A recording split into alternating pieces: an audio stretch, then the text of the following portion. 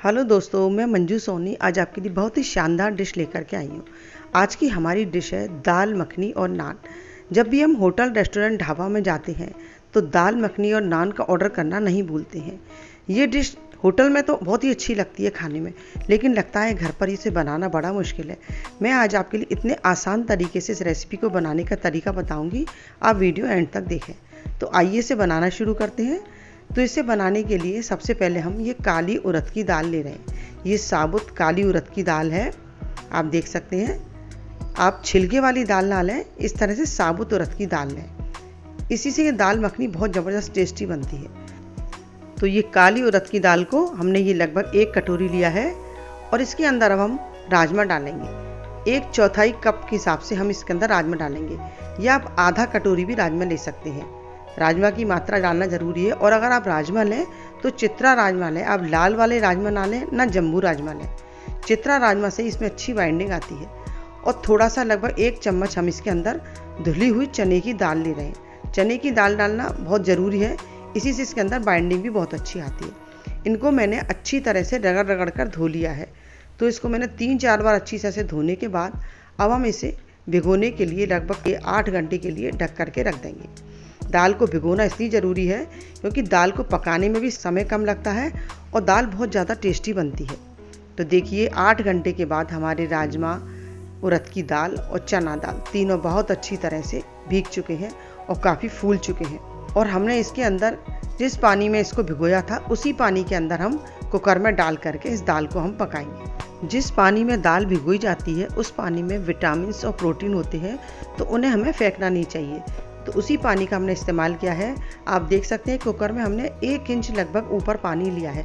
पानी ना तो ज़्यादा डालना है ना कम डालना है, बस 1 इंच या 1.5 इंच ही ऊपर पानी रखना है।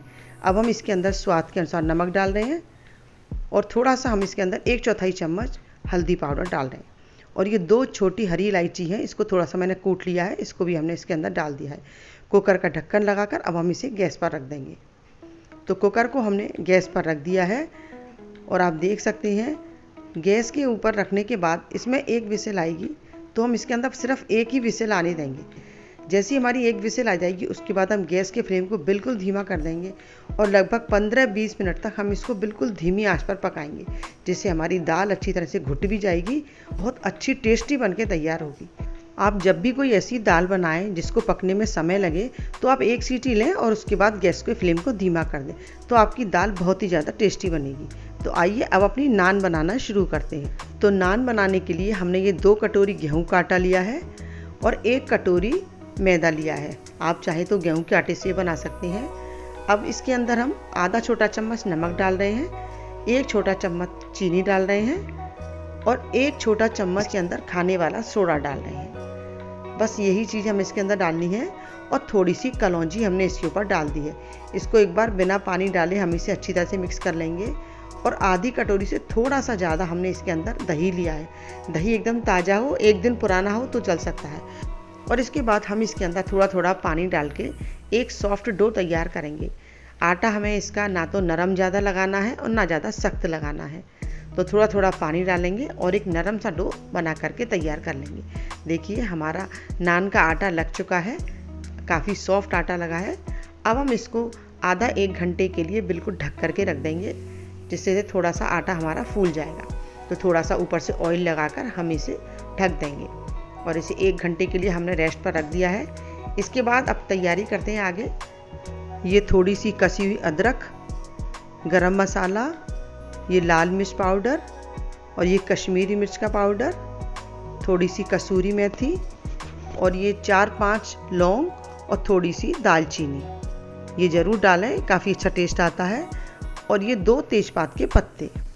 और दाल मखनी में डालने के लिए ये हम घर के दूध की बनी हुई ताज़ा मलाई है।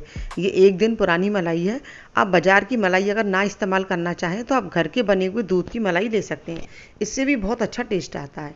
और ये लगभग 3-4 टमाटर हैं, इसको हमने पीस दिया है बारीक, तो इसकी भी हमने प्यूरी तैयार कर ली है। तो गैस के फ्लेम को हमने बंद कर दिया था। इसके बाद हमने जैसे ही इसकी में से स्टीम निकल गई, हम कुकर को खोल करके देखेंगे। देखिए मैं आपको दिखा सकती हूँ, दाल हमारी बहुत अच्छी तरह से घुट चुकी है क्योंकि हमने इसे धीमी आंच पर पकाया है। धीमी आंच पे पकाने से दोनों चीज़ें अच्छी तरह से पक चुकी हैं। आप राजमा और दाल दोनों देख सकते हैं। तो दाल हमारी वैसे पक करके तैयार हो चुकी है। अब हम इसकी ग्रेवी बनाना शुरू करते हैं। तो गैस को जलाकर हमने इसके ऊपर कढ़ाई रख दी है और कढ़ाई के अंदर हम घी डालेंगे। वैसे इस दाल को अगर आप देसी घी में बनाएं तो बहुत ज़्यादा टेस्टी बनेगी। वैसे आप जो भी ऑयल खाते हो आप डाल सकते हैं। तो लगभग 1.5 चम्मच के आसपास मैंने इसके अंदर देसी घी डाला है। घी हमारा गर्म हो चुका है। तो सबसे पहले हमने इसके अंदर तेज़पात के पत्ते डाल दिए हैं। गैस की फ्लेम को धीमा ही रखना है। और ये लौंग और दालचीनी भी हमने इसके अंदर डाल दी है। इनको हम बिल्कुल धीमी आंच पर भूनेंगे। थोड़ी सी ये भुन जाएंगी। इसके बाद हम इसके अंदर अपनी कसी हुई अदरक को डालेंगे। दाल मखनी के अंदर अदरक का फ्लेवर बहुत ही गजब का आता है। तो अदरक को भी हमने इसके अंदर डाल दिया है। गैस की फ्लेम को धीमा रखते हुए हम अदरक को भी धीमी आंच पर ही भूनेंगे। इसके बाद हमने इसके अंदर लाल मिर्च का पाउडर डाल दिया है और ये कश्मीरी मिर्च हम इसके अंदर डाल रहे हैं। दोनों तरीके की मिर्च हमने इसके अंदर डाली है। टेस्ट आप अपने हिसाब से कम ज़्यादा कर सकते हैं।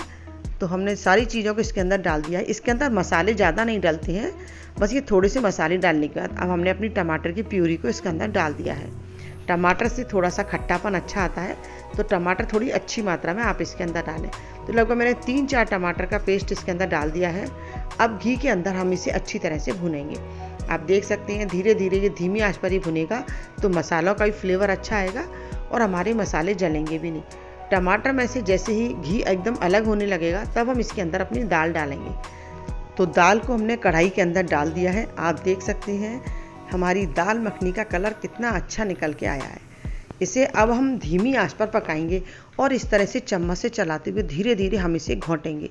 इसके इस तरह से घोटने से दाल एकदम अच्छी तरह से मैश हो जाएगी और एकदम रेस्टोरेंट और होटल से भी अच्छी हम दाल घर पर ही बना करके तैयार करेंगे। लगभग 10 मिनट तक हम इस दाल को धीमी आंच पर पकाएंगे और उसके बाद अब हम इसके अंदर थोड़ा सा गरम मसाला अपने स्वाद के अनुसार और थोड़ी सी हम इसके अंदर कसूरी मेथी डालेंगे।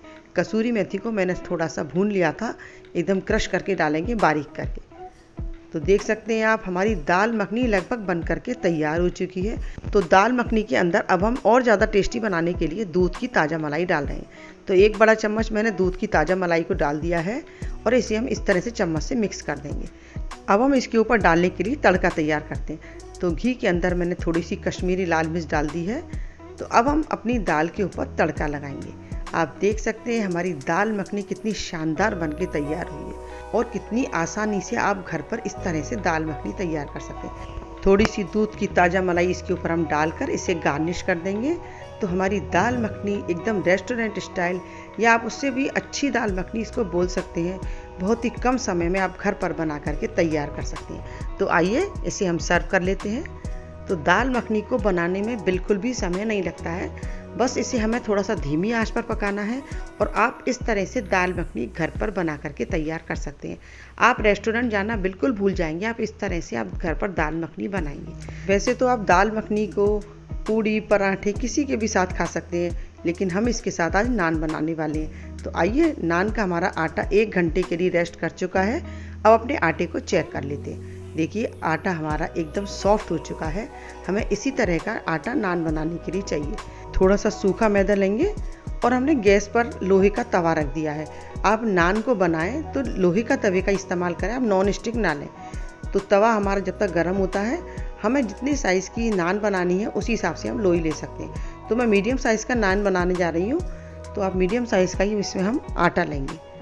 तो 2 लोई मैंने बना करके तैयार कर ली है। इसे हम बेलना शुरू करते हैं। थोड़ा सा सूखा मैदा लगाकर आप इसे जिस शेप में बनाना चाहें बना सकते हैं। आप लंबाई में बनाना चाहें तो लंबा बना सकते हैं, आप गोल शेप में बनाना चाहें तो गोल बना सकते हैं। मैं थोड़ा सा इसे लंबा बना रही हूँ, जिस तरह से रेस्टोरेंट वगैरह में मिलता है। तो इस तरह से नान को हमने बेल लिया है और जिस साइड से नीचे था उस हिसाब से हमने इसको पलट के इसके ऊपर हम पानी लगाएंगे। पानी लगाने से ही तवा के ऊपर हमारा नान चिपकेगा। जैसे ही नान इसके ऊपर चिपक जाएगा, आपको इसके ऊपर थोड़े से बबल्स दिखाई देंगे और जैसे ये थोड़ा सा ऊपर से पक जाएगा, उसके बाद हम तवे को उल्टा करके इस तरह से और बिल्कुल धीमी आंच पर अपने नान को सेकेंगे। गैस के फ्लेम हमें तेज़ नहीं करना है, वरना हमारा नान जल जाएगा। ये दोनों साइड से सिक जाएगा। पीछे से हमारा सिक चुका है। इस साइड से सेकने के लिए हमें गैस के फ्लेम को धीमा करके और थोड़ा देख के हम इस नान को तैयार कर लेंगे। देखिए थोड़ी देर में आप देख सकते हैं हमारा नान सिक करके तैयार हो चुका है। कितना अच्छा हमारा नान सिक करके आया है। और मैं आपको पीछे से भी दिखाऊंगी इसका कितनी अच्छी तरह से हमारा पीछे से सिका है। बिल्कुल भी कच्चापन इसके अंदर नहीं है, और जो पानी लगाया था उसी से हमारा ये तवे को पकड़ता है, तभी हमारा नान अच्छा सिक करके तैयार होता है। अब इसके ऊपर आप बटर, घी जो भी लगाना चाहें आप लगा सकते हैं। मैं इसके ऊपर देसी घी लगा रही हूँ। मैं बाज़ार की चीज़ें बहुत कम इस्तेमाल करती हूँ। आप देख सकते हैं हमारा सॉफ्ट एकदम बन करके नान तैयार हो चुका है। इस तरह से बनाने से हमारे बहुत ही अच्छे नान घर पर ही बन के तैयार होते हैं, तो हमें होटल और रेस्टोरेंट जाने की बिल्कुल भी ज़रूरत नहीं पड़ेगी। देखिए दूसरा नान भी मैंने बेल करके तैयार कर लिया है, और पीछे की तरफ मैं इस तरह से पानी लगाकर इसे तवे पर चिपका दूंगी, जिससे हमारा नान अच्छी तरह से तवे पर चिपक जाएगा। इसीलिए हमें लोहे का तवा इस्तेमाल करना पड़ता है। इस देखिए आप बबल्स देख सकते हैं, जैसे हमने इसके ऊपर डाला, गैस का फ्लेम बिल्कुल धीमा है, उसके ऊपर थोड़े से बबल्स आ जाते हैं। जैसे ही नान हमें ऊपर से थोड़ा सा सिका हुआ दिखेगा, उसके बाद हम तवे को पलट के इसे हम धीमी आंच पर चारों तरफ घुमाते हुए इस तरह से सेक लेंगे। गैस की फ्लेम को हमें तेज़ नहीं करना है, और इस तरह से हमें घुमाते जाना है, जिससे ये चारों तरफ सिक जाएगा, कच्चा बिल्कुल भी नहीं रहेगा। ना हमें ज़्यादा सेकना है वरना ही जल जाएगा। तो बस इस तरह से हमारा नान सिक करके तैयार हो चुका है। देखिए पीछे से मैं आपको इसे दिखा रही हूँ, कितना अच्छा पीछे से कलर आया है, और आगे से दोनों तरफ से बिल्कुल जला नहीं है। और अब आप इसके ऊपर घी, बटर जो भी लगाना चाहे इसे लगा सकते हैं। तो हमारा नान बन करके तैयार हो चुका है। तो 2 नान हमने सेक लिए हैं, काफ़ी सॉफ्ट नान हमारे बन करके तैयार हुए हैं। तो आइए प्लेट के अंदर इसे सर्व कर लेते हैं।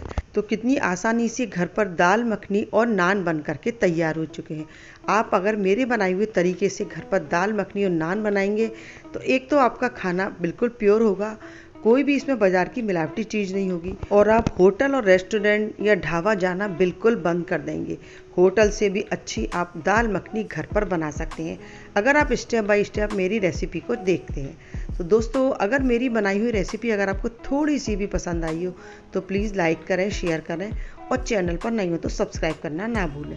मैं इसी तरह से नई नई रेसिपी लेकर आती रहूँगी, और आपको मेरी बनाई हुई रेसिपी कैसी लगती है प्लीज़ मुझे कमेंट्स बॉक्स में लिख करके बताइए। बेल आइकॉन के बटन को ज़रूर प्रेस करें, जिससे आने वाली नई नई वीडियो की नोटिफिकेशन आपको मिलती रहेगी। और फिर मिलते हैं किसी नई रेसिपी के साथ। Thank you.